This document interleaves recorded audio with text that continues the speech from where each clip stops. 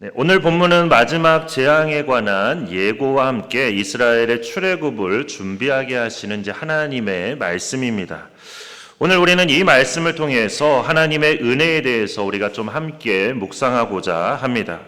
오늘 본문이 겉보기에는 단순히 그냥 마지막 재앙에 대한 경고의 메시지인 것처럼 보이지만, 그러나 우리가 영적인 눈으로 좀 더 깊이 들여다보면 그 이면에는 하나님께서 이스라엘 백성들에게 또한 우리에게 베푸시는 그 은혜가 무엇인지를 우리가 보게 됩니다. 그리고 그와 더불어 그 은혜를 베푸시기 위해서 하나님께서 얼마나 적극적으로 일하셨는지도 우리가 보게 됩니다. 그러니까 우리는 종종 은혜를 우리가 수동적으로만 생각할 때가 있습니다. 그러니까 마치 우리가 은혜를 누릴 때 그냥 우연히 얻게 된 것처럼, 또 운이 좋아서 받게 된 것처럼 그렇게 그 정도로만 생각을 한다는 것이죠. 하지만 성경은, 특히 오늘 본문은 전혀 다른 그림을 우리에게 보여주고 있는데, 어떤 그림이냐면 은혜는 하나님께서 적극적으로 그리고 의도적으로 또한 계획적으로 일하신 그 일의 결과라는 것입니다. 이처럼 은혜 뒤에는 항상 일하시는 하나님이 그 은혜 뒤에 계시다고 우리에게 보여주고 있는 것입니다. 그래서 오늘 본문을 통해 하나님께서 베푸신 은혜를 우리가 함께 나누면서 그 은혜를 베푸시기 위해 하나님께서 어떻게 일하셨는지, 그리고 우리는 앞으로 그 은혜 가운데 우리가 어떻게 살아야 하는지를 우리가 함께 살펴보고자 합니다. 오늘 본문에 나오는 하나님의 은혜는 크게 세 가지인데, 가장 첫 번째 은혜는 1절에서 3절 말씀을 통해서 보여주시는 것처럼 모든 것을 주관하시며 예비하시는 은혜입니다. 우리 같이 따라서 해보도록 하겠습니다. 모든 것을 주관하시며 예비하시는 은혜. 이게 바로 첫 번째 은혜입니다. 1절 말씀을 보면 하나님께서는 모세에게 이제 애굽에 한 가지 재앙만 더 내리게 되면 바로가 이스라엘을 내보내게 될 것이라고, 내보내는 것도 그냥 내보내는 게 아니라 쫓아내다시피 그렇게 내보낼 것이라고 말씀하셨습니다. 그러니까 이것은 지금까지 내린 9번의 재앙들이 모두 하나님의 계획대로 이루어졌다는 의미이고, 동시에 마지막 10번째 재앙이 내려지면 바로가 더 이상 어쩔 수 없이 하나님께 굴복하게 되고, 그래서 그 모든 것들이 하나님의 계획 가운데 이루어진다는 그런 뜻입니다. 이처럼 하나님께서는 모든 역사의 주관자가 되십니다. 그 어느 것도 하나님의 뜻을 벗어나서는 이루어지는 일이 없다는 것이죠. 그래서 역사 속에서 이루어질 일들을 하나님께서 다 정하시고 하나님의 전능하심으로 그 모든 일들을 하나님께서 친히 이루어 가십니다. 이런 의미에서 하나님의 계획은 곧 역사를 이루는 그런 원동력으로 오늘날의 모든 역사도 결국 하나님의 계획 속에서, 하나님의 일하심 속에서 이루어지고 있다는 뜻입니다. 물론 우리의 눈으로 볼 때는 세상 역사가 마치 몇몇 뛰어난 사람이나 또는 우연한 사건에 의해서 그렇게 움직이는 것으로 보일 수도 있습니다. 그런가 하면 전쟁이나 기근처럼 선하신 하나님의 뜻과는 무관해 보이는 그런 일들도 있습니다. 하지만 그 모든 것들까지도 다 하나님의 계획 가운데 있었던 것으로 하나님의 원대하신 뜻을 이루는 어느 한 과정일 뿐입니다. 그리스도인인 우리는 이러한 역사의 주관자이신 하나님의 능력과 역사를 우리가 반드시 믿어야 합니다. 그럴 때 우리는 어떤 고난과 역경이 와도 그 속에서 절망하거나 낙심하지 않고 하나님의 섭리와 인도하심을 바라며 우리가 그 가운데서 인내할 수 있기 때문입니다. 사실 9가지 재앙이 반복되는 동안에도 이스라엘 백성들에게는 어떤 큰 변화가 없었습니다. 출애굽에 대한 어떤 조짐도 보이지가 않았다는 거죠. 흑암 재앙이 이루어진 이후에도 어떤 출애굽에 대한 조짐도 보이지 않았습니다. 그러니까 아마 이스라엘 백성들은 그랬을 수도 있죠. 우리 정말 출애굽하는 거 맞는 건가? 근데 왜 아무런 변화도 없지? 오히려 바로의 마음은 점점 더 완악해져 갔기 때문에 더 그런 의심이 들 수밖에 없었다는 거죠. 이처럼 우리가 하나님을 믿었는데도 삶에 아무런 변화가 없고 오히려 상황이 호전되기보다는 오히려 악화되고, 이런 게 우리가 겪는 신앙의 현실이고 또 믿음 생활을 하면서 견디기 힘든 그런 순간이기도 합니다. 그러나 그때 하나님께서 우리에게 원하시는 게 과연 뭘까요?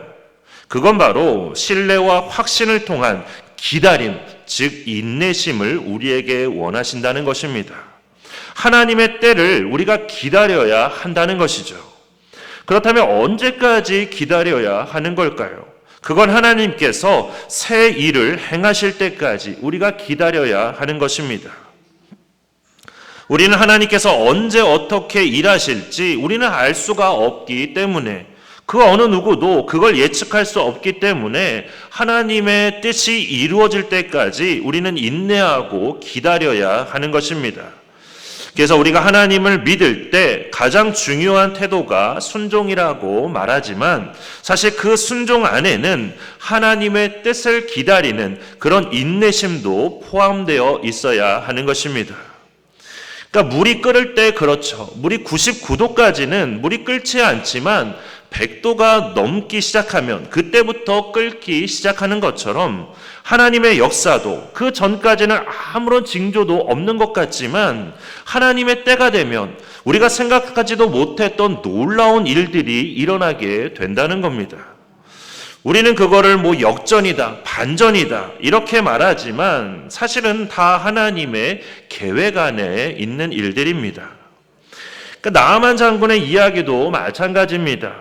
나아만 장군이 엘리사 선지자를 통해서 주신 말씀에 따라서 그렇게 이제 나병을 치료하기 위해 요단강에 몸을 7번 씻을 때 6번째까지는 아무런 변화도 없었습니다.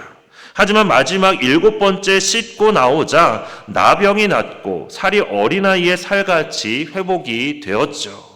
그러니까 이것은 순종을 통해서만 이런 놀라운 역사가 일어날 수 있다는 것이죠.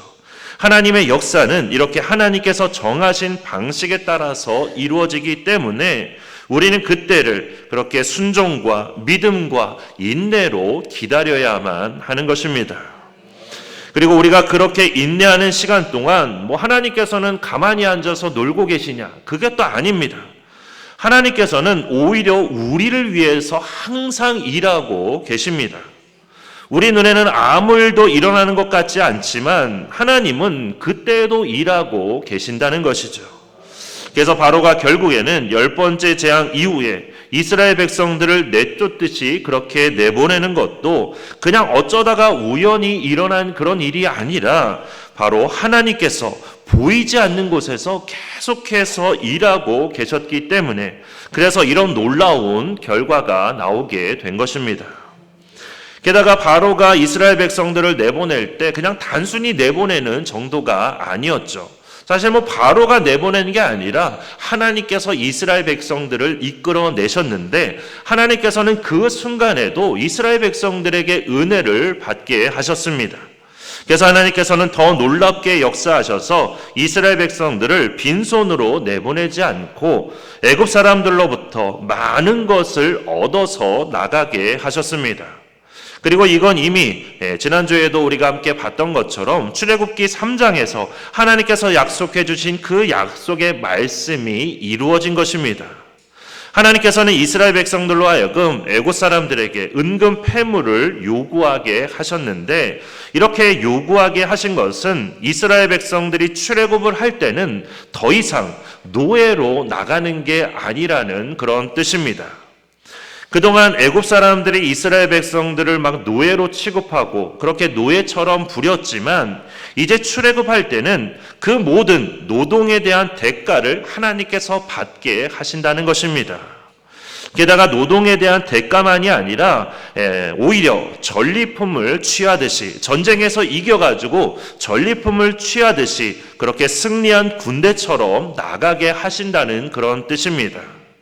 왜냐하면 하나님께서 바로를 포함한 애굽의 모든 거짓 우상들과 싸워 이기셨기 때문이죠. 그래서 그렇게 이스라엘 백성들로 하여금 그렇게 전리품을 취하게 하신 것입니다. 이스라엘 백성들의 입장에서는 애굽을 나가는 것만으로도, 그렇게 출애굽을 하는 것만으로도 정말로 놀라운 그런 일인데, 이제는 그걸 넘어서 이렇게 많은 전리품까지 챙기게 하시니 더 놀라며 더 감격할 수밖에 없었을 것입니다. 게다가 이걸 위해 이스라엘 백성들이 어떤 노력을 한 것도 아니고 모든 것이 다 하나님의 일하심의 결과였기 때문에 이걸 하나님의 은혜라고 밖에는 그렇게 말할 수가 없는 것입니다. 하나님께서는 이렇게 이스라엘 백성들에게 은혜를 베푸시고자 계속해서 일하셨습니다. 한 번의 재앙으로 바로와 애굽 사람들을 완전히 다 굴복시킬 수 있었지만 그렇게 하지 않으신 이유도 모두 다 이런 결과를 얻게 하기 위해서였던 것입니다. 그리고 이렇게 하신 것은 하나님의 또 다른 계획이 그 안에 있기 때문입니다. 어떤 계획이냐면 이렇게 애굽 사람들에게 받은 그 모든 은금과 폐물 등을 통해서 하나님을 예배하는 성막을 짓게 하기 위해서입니다. 그러니까 이스라엘 백성들이 출애굽할 때 아무것도 가지고 나오지 않았다면, 아무것도 얻지 못하고 그냥 맨몸으로 나왔다면 그들은 하나님을 예배하는 성막을 지을 수가 없었을 것입니다. 하지만 하나님은 그 일을 위해서 그렇게 애굽 사람들로부터 많은 것을 얻게 하신 것입니다. 하나님의 임재의 상징, 하나님께서 우리와 함께하고 계시다는 것을 보여주는 성막, 그 영광스러운 성막을 짓게 하기 위해서 애굽 사람들로부터 은금과 폐물을 얻게 하신 것입니다. 그래서 이스라엘 백성들로 하여금 전능하신 하나님께서 우리와 함께 하신다는 것을 깨닫고 앞으로는 그 하나님만을 더욱더 의지함으로 늘 승리의 삶이요 가장 복된 삶을 살게 하시려는 하나님의 그 모든 뜻과 계획이 그 안에 담겨 있었던 것입니다. 이처럼 하나님의 뜻과 계획은 우리의 생각과 우리의 사고를 뛰어넘는 그런 놀라운 뜻과 계획을 가지고 계십니다. 그렇게 우리는 하나님만 믿고 의지하며 순종하면 되는 것입니다. 우리를 위해 늘 일하시며 놀라운 은혜로 부어주시는 그 하나님만 믿고 의지하며 늘 겸손히 또한 인내함으로 하나님의 말씀에 늘 순종함으로 나아가는 그런 우리가 되기를 축원합니다. 그런데 이러한 순종에는 우리가 뜻하지 않은 어려움과 수치 그리고 모멸을 받을 때도 그것 역시 하나님의 은혜로 생각하며 그 모든 것을 다 이겨내야 하는 것도 그 안에 포함되어 있습니다. 그러니까 좋을 때만 할렐루야를 외치는 게 아니라 때로는 어려움을 당하고 모멸을 당하고 비난을 당할 때도 하나님께 감사합니다라고 외칠 수 있어야 한다는 것이죠. 많은 분들이 그렇습니다. 은혜를 받을 때는 하나님 막 감사합니다. 할렐루야 막 그게 외치고 막 그러는데 어려운 일, 어떤 수치를 받거나 모멸을 당하거나 박해를 당할 때는 조금도 참지 못하고 하나님께 온갖 원망과 불평을 다 쏟아 놓습니다. 다른 사람들을 향해서 그 분노를 다 바라면서 욕하고 싸우고 그런 사람도 너무나 많습니다. 함께 분노하고 함께 욕하고 함께 비난하기 때문에 우리가 그런 일을 하지 말아야 한다는 것이죠. 그러니까 우리가 잊지 말아야 되는 것은 하나님께서 우리를 은혜롭고 영광스러운 자리로 인도하실 수도 있지만 때로는 수치스러운 자리로 우리를 데려가실 때도 있다는 사실을 우리가 반드시 기억해야 한다는 것입니다. 그리고 그때 필요한 것은 분노와 원망, 비난이 아니라 더 풍성한 하나님의 은혜를 구하는 것, 그게 우리에게 필요한 것입니다. 그러니까 성경에 보면 이것을 너무나 잘 보여주는 이야기가 있습니다. 어떤 이야기냐면 다윗의 이야기입니다. 그러니까 다윗이 아들 압살롬의 반역으로 인해서 이제 예루살렘에서 도망칠 때, 그러니까 아들이 아버지를 죽이겠다고 하니까 아버지가 어쩔 수 없이 그 아들을 피해서 지금 예루살렘에서 다른 곳으로 도망치고 있는 그때에 시므이라는 그런 놈이 나타나서 다윗을 향해 온갖 모욕적인 말로 막 저주하며 비난했습니다. 그러니까 오죽하면 옆에 있던 다윗의 부하가 그걸 듣다 더 화가 나가지고 다윗에게 제가 가서 저놈을 쳐 죽일까요? 이렇게 말할 정도로 아주 심한 그런 모욕적인 말로 저주하며 비난했다는 겁니다. 하지만 그때 다윗은 뭐라고 했냐면 아마 우리 같았으면 당장 가서 저놈의 주리를 틀어라 이랬을 텐데 다윗은 그러지 않았습니다. 뭐라고 말하냐면 하나님께서 시므이에게 저주하도록 허락하신 거라고 그렇게 말합니다. 그러니까 하나님의 허락 없이는 저렇게 할 수도 없다며 그냥 저주하게 놔두라고 말합니다. 그러면서 뭐라고 말하냐면 너무나 중요한 말을 합니다. 나의 모든 원통함을 하나님께서 감찰하시기를 원한다고. 그리고 저 시므이의 저주 때문에 오히려 내가 하나님의 긍휼하심을 받아서 내가 여호와께 복받기를 원한다고 그렇게 말합니다. 이처럼 다윗은 복수가 필요한 게 아니라는 걸 알았다는 거죠. 오히려 하나님의 은혜가 필요하다는 것을 알았기 때문에 그렇게 말을 한 것입니다. 우리도 마찬가지입니다. 누군가에게 모욕을 당하고 비난을 당하고 그래서 하나님께 저 사람 좀 제발 벌 주시라고 그렇게 기도하는 게 그게 우리에게 필요한 게 아닙니다. 우리에게 필요한 것은 하나님 오히려 저에게 더 큰 은혜를 부어 주시옵소서. 그래서 누가 뭐라 해도 저에게 흔들리지 않는 마음을 주옵소서. 이런 기도가 우리에게 필요한 기도라는 겁니다. 그래서 다윗은 그것을 알았기 때문에 복수하려고 하기보다는 오히려 더 큰 하나님의 은혜를 구했던 것입니다. 그리고 그 후에 어떻게 됐는지 우리는 너무나 잘 알고 있죠. 다윗은 결국 하나님의 은혜로 다시 승리해서 예루살렘으로 돌아오게 됩니다. 그리고 시므이는 오히려 자신이 했던 그 저주 때문에 결국에는 그 후에 다윗이 아니라 다른 사람을 통해서 비참한 죽음을 맞게 됩니다. 하나님께서는 복수보다 은혜를 더 사모하며 구한 다윗에게 이렇게 더 큰 은혜를 주셨습니다. 그리고 친히 그 원수도 갚아주셨습니다. 다윗이 아니라 오히려 하나님께서 원수를 갚아주신 것이죠. 그렇게 우리가 늘 구하고 사모해야 될 것은 항상 하나님의 은혜밖에는 없다는 사실을 우리가 기억하면서 우리에게 은혜를 주시고자 늘 일하시는 그 하나님을 기억하며 항상 은혜만을 구하는, 그래서 다윗처럼 많은 은혜를 받게 되는 그런 우리가 되기를 축원합니다. 오늘 본문에 나타난 두 번째 은혜는 구별하시는 은혜, 즉 죽음에서 건지시는 은혜입니다. 4절에서 7절 말씀을 보면 모세는 바로를 향해서 하나님께서 밤중에 애굽에 들어가사 애굽에 처음 난 것들을 죽이심으로 애굽에 전무후무한 큰 부르짖음이 있을 것이라고 그렇게 경고합니다. 그러니까 이것은 곧 확정된 재앙이라는 그런 뜻입니다. 더 이상 피할 길이 없다는 것이죠.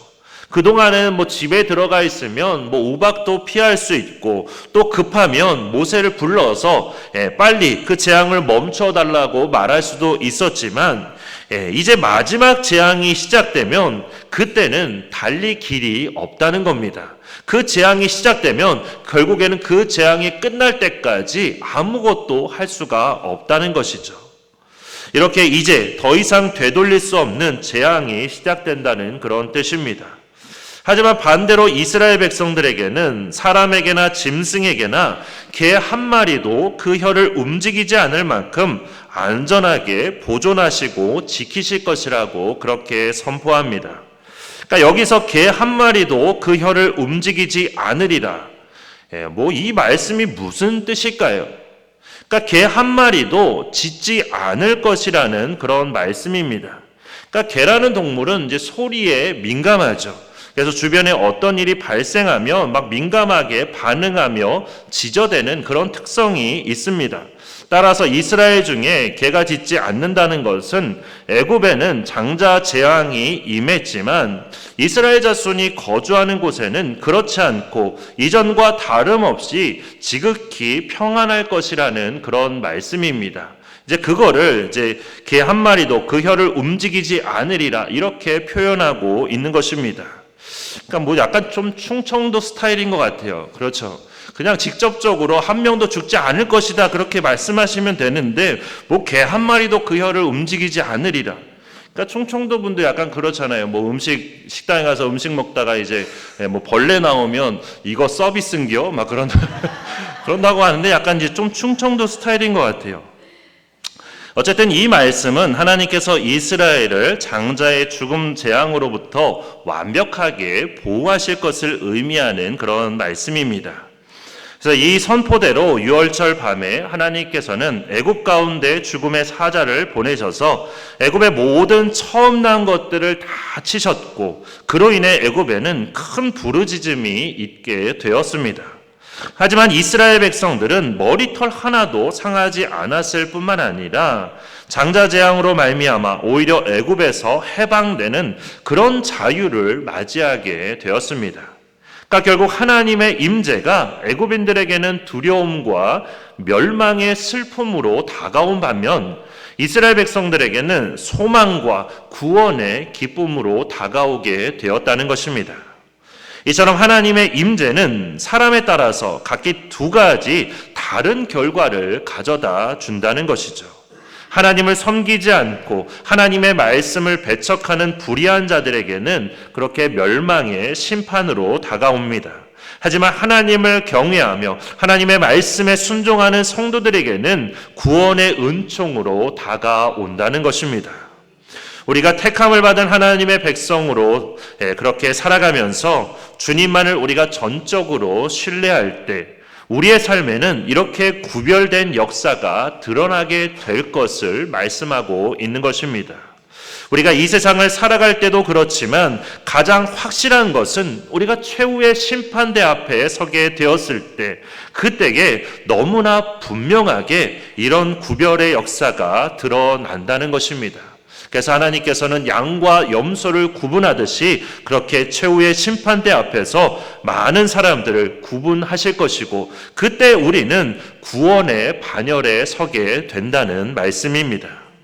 그래서 예수님은 우리에게 뭐라고 말씀하시냐면 강하고 담대하라고 말씀하셨습니다. 세상 끝날까지 항상 우리와 함께 하시겠다고 말씀하셨습니다. 이처럼 주님이 우리와 동행하실 때 그리고 우리를 위해서 일하실 때 우리는 이미 구별된 삶을 살게 되는 것이고 이 구별된 삶의 끝은 당연히 구원의 길로 가게 된다는 뜻입니다. 왜냐하면 우리는 이미 예수님의 말씀처럼 사망에서 생명으로 옮겨졌기 때문입니다. 우리는 이 사실을 예수님께서 이 땅에 재림하실 때 우리의 두 눈으로 우리가 분명하게 목격하게 될 것이고 우리가 그때에 이것을 체험하게 될 것입니다. 그러므로 우리가 비록 세상에서 믿음으로 말미암아 박해받고 어려움을 당할지라도 끝까지 믿음을 지켜나아감으로 우리를 승리하게 하시고 영원한 생명의 길로 인도해 주시는 주님의 그 크신 은혜, 구별하시는 은혜를 누리는 우리가 되기를 축원합니다. 마지막 세 번째 은혜는 끝까지 일하시며 붙드시는 은혜입니다. 9절 말씀을 보면 하나님께서는 바로가 어떻게 반응할지를 미리 알고 계셨습니다. 그럼에도 불구하고 모세를 바로에게 보내셨는데 그 이유는 온 세상과 모든 역사를 주관하시는 분은 바로 오직 하나님 한 분이심을 나타내기 위해서였습니다. 그리고 또한 이것을 통해서 바로에게 끝까지 기회를 주시기 위해서였습니다. 그러니까 바로에게 돌이킬 수 있는 마지막 기회를 주고자 그렇게 모세를 보내셨다는 것이죠. 마지막 재앙이 시작이 되면 더 이상 어떻게 할 수 없기 때문에 그렇기 때문에 그 재앙이 시작되기 전에 마지막으로 바로에게 한 번 더 기회를 주고 계신 것입니다. 근데 9번이나 기회를 주셨는데 마지막 10번째 재앙 전에도 다시 한번 경고하며 기회를 주신 것에 대해서 아니 뭐 굳이 그렇게까지 하실 필요가 있으셨냐? 우리가 그렇게 생각할 수도 있지만 그러나 그 바로의 모습이 바로 우리의 모습이고 내 모습이라면 그러면 우리는 이런 생각이 달라지지 않을까요? 우리의 인생을 돌아보면 우리도 얼마나 많은 경고를 받았는지 모릅니다. 그런데 그렇다고 해서 우리가 죄인이었을 때 하나님께서 우리를 즉시 심판하셨냐? 그게 아니죠. 하나님께서는 참고 기다려 주셨습니다. 그럼에도 우리는 때로 바로처럼 완악할 때가 많았습니다. 지금도 여전히 완악할 때가 많습니다. 하나님의 말씀을 들으면서도 온전히 순종하지 않을 때가 너무나 많습니다. 은혜를 받았으면서도 감사하지 않을 때도 너무나 많습니다. 은혜를 누리면서도 교만하고 그 받은 은혜를 다른 사람과 비교할 때가 많습니다. 그러나 하나님께서는 그런 우리를 포기하지 않으신다는 것이죠. 계속해서 기회를 주시고 말씀으로 우리를 깨우쳐 주시고 성령으로 우리를 감동시키셔서 마침내 우리를 구원의 길로 이끌어 주신다는 것입니다. 이것이 변함없는 은혜이고 하나님께서 끝까지 일하신 결과입니다. 그렇게 우리는 하나님께 진심으로 우리가 감사하지 않을 수 없는 것이고 하나님을 예배하지 않을 수가 없는 것입니다. 그러나 동시에 우리가 기억해야 될 것은 바로의 최후를 또한 우리가 기억해야 합니다. 하나님의 오래 참으심에는 끝이 없는 게 아니라 한계가 있다는 것이죠. 최후 심판이 반드시 있다는 것입니다. 그래서 회개의 기회가 영원히 주어지는 것은 아닙니다. 따라서 우리가 죄를 짓고 그로 인해 하나님께서 우리에게 어떤 경고를 하실 때 우리는 그것을 빨리 깨닫고 다시 돌이켜야 하는 것입니다. 그게 지혜고 그게 바로 하나님의 은혜입니다. 그렇게 이처럼 우리를 위해 끝까지 일하시며 붙드시는 하나님의 은혜를 기억하며 감사와 순종으로 주님께 더 가까이 나아가는 우리가 되기를 축원합니다. 오늘 우리는 은혜, 하나님의 일하심의 결과라는 제목으로 우리가 말씀을 함께 나누었습니다. 은혜는 단순히 우리가 받은 축복이 아닙니다. 은혜는 하나님께서 능동적으로 그리고 적극적으로 끝까지 일하신 그 결과가 바로 은혜입니다. 하나님께서는 이스라엘 백성들을 위해서 일하셨습니다. 430년 전부터 구원을 계획하시고 모세를 보내시고 9가지 재앙을 통해서 당신의 능력을 보이시며 마침내 10번째 재앙을 통해서 하나님의 완전한 구원을 이루셨습니다. 게다가 애굽 사람들의 마음을 움직여서 이스라엘 백성들이 은근 패물을 받아서 그렇게 나가게 하셨습니다. 죽음의 재앙 가운데서도 이스라엘을 구별하여 보호하셨습니다. 이 모든 것이 바로 하나님의 일하심의 결과이고 하나님께서 베풀어 주신 은혜입니다. 이스라엘 백성들은 자신들의 힘으로 애굽을 떠난 것이 아니죠.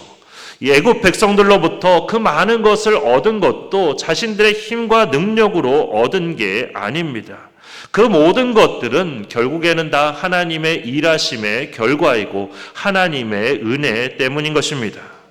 이건 우리도 마찬가지입니다. 우리가 구원받은 것, 하나님의 자녀가 된 것, 우리가 하나님을 아버지라고 부를 수 있는 것, 우리가 기도하고 찬양하며 예배드릴 수 있는 것, 이 모든 것이 하나님의 은혜요, 하나님께서 일하신 결과입니다. 그래서 바울은 에베소서 2장 5절을 통해서 우리가 주님의 은혜로 구원받았다고 그렇게 선포합니다.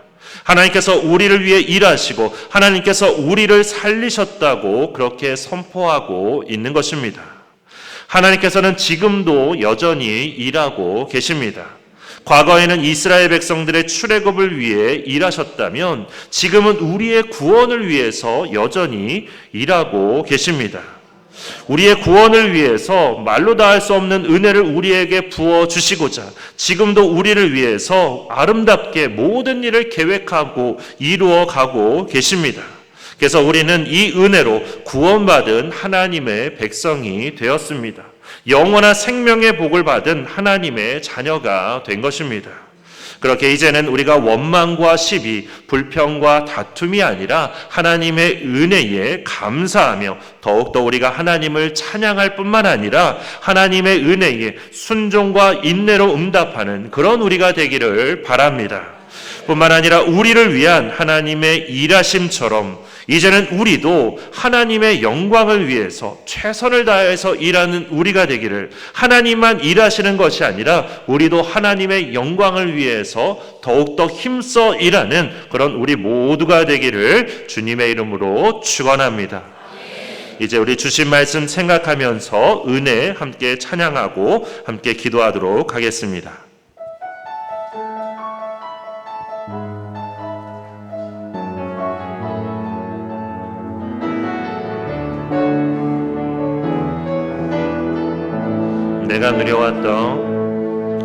내가 누려왔던 모든 것들이, 내가 지나왔던 모든 시간이, 내가 걸어왔던 모든 순간이 당연한 것 아니라 기내였소. 아침에 해가 뜨고 저녁에 녹일, 봄의 꽃향기와 가을의 열매, 변하는 계절의 모든 순간이 당연한 것 아니라 기네요. 모든 것이 은혜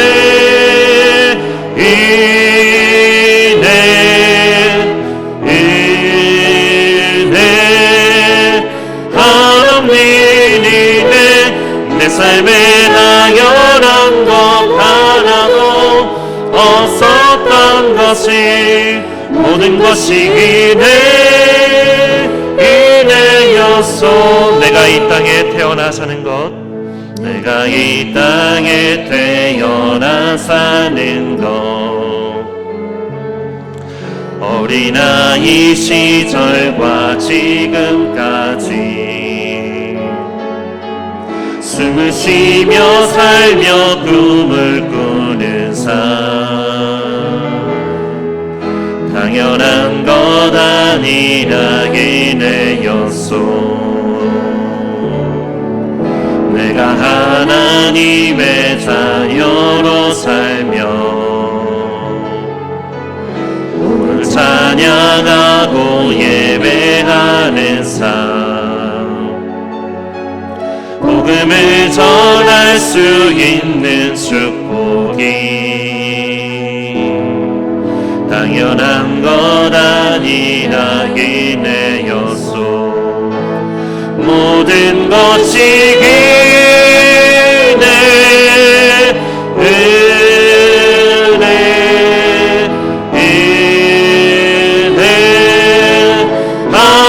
하나님이네. 내 삶에 당연한 것 하나도 없었던 것이 모든 것이 이내요. 모든 것이 이내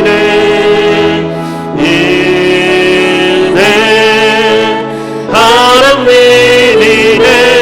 내 삶에 당연한 것 하나도 없었던 것이 모든 것이 이내였소. 이 시간 함께 기도하도록 하겠습니다. 기도하실 때 우리를 위해 계획하시고 예비하시고 구별하시고 끝까지 일하신 주님의 신실하심을 늘 찬양하는 그런 우리가 되게 해주시기를, 또한 우리가 인내할 수 없고 기다릴 수 없을 때도 보이지 않는 곳에서 일하고 계신 주님을 신뢰하게 해주셔서 우리가 수치와 모멸 가운데서도 복수가 아니라 은혜를 구하는, 더 큰 은혜를 구하는 그런 우리가 되어서 정말로 구별된 하나님의 백성답게 담대하고 거룩한 삶을 살아가는 그런 우리가 되게 해주시기를, 그리고 마지막으로 완악했던 우리를 끝까지 포기하지 않으시고 구원의 길로 이끄신 주님의 그 오래 참으심에 우리가 감사하며 이제는 원망과 불평이 아닌 감사와 순종으로 주님의 은혜에 응답하는 우리가 되고, 또한 하나님께서 우리를 위해서 일하시는 것처럼 우리도 주님의 영광을 위해서 최선을 다해 일하는 그런 신실한 일꾼들이 되는 우리가 되게 해주시기를, 우리 다 함께 주여 한번 크게 외치고 함께 통성으로 기도하겠습니다. 주여 사랑이 많으신 하나님 아버지, 오늘도 이렇게 거룩하고 복된 주일을 우리에게 허락하여 주시고 하나님께서 주시는 말씀을 붙들고 함께 기도하게 하여 주심을 감사드립니다. 하나님, 우리를 위해서 모든 일들을 계획하시며 예배하시며 구별하시며 끝까지 일하시는 그 주님을, 우리가 신실하신 주님을 늘 찬양하며 예배하는 우리가 될 수 있도록 하나님 아버지 인도하여 주시옵소서. 우리를 위해서 모든 것 다 감당하시는 그 주님의 그 은혜를 기억하며 더욱더 주님을 찬양하는 우리가 되게 하여 주시옵소서. 뿐만 아니라 우리가 인내할 수 있도록, 기다릴 수 있도록 하나님 우리를 붙들어 주시옵소서. 때로는 눈에 보이지 않는 곳에서도 일하고 계신 그 주님을 우리로 하여금 더욱더 신뢰하게 하여 주셔서 우리가 수치와 모멸 가운데서도 복수가 아니라 오히려 더 큰 은혜를 사모하며 더 큰 은혜를 구하는 그런 우리가 될 수 있도록 하나님 아버지 인도하여 주시옵소서. 그래서 우리가 더욱더 구별된 하나님의 백성으로서 하나님 이 땅에서 살아갈 때 구별된 백성답게 살아갈 수 있도록 인도해 주시고 우리를 거룩한 삶을 살 수 있도록 하나님 우리를 붙들어 주시고 인도하여 주시옵소서. 하나님, 우리도 바로처럼 완악한 마음들을 가지고 있었지만 그러나 그런 우리를 끝까지 포기하지 않으시고 우리에게 구원의 손길을 내밀어 주신 주님의 그 오래 참으심에 우리가 더욱더 감사하며 이제는 원망과 불평이 아니라 감사와 순종으로 주님의 은혜에 응답하는 우리가 될 수 있도록 인도하여 주시옵소서. 뿐만 아니라 하나님께서는 오늘도 지금도 우리를 위해서 일하고 계신 것처럼 하나님, 이제는 우리도 주님의 영광을 위해서 최선을 다하 일하는 하나님의 신실한 일꾼들이 되는 역사가 있게 하여 주시옵소서. 하나님, 그래서 우리가 은혜를 받았사오니 그 은혜에 합당한 삶, 은혜를 통해서 우리가 더욱더 하나님을 기쁘시게 하며 하나님의 영광을 위해 살아가는 우리가 될 수 있도록 인도하여 주시옵소서. 우리를 붙들어 주시고 우리와 함께하여 주시옵소서.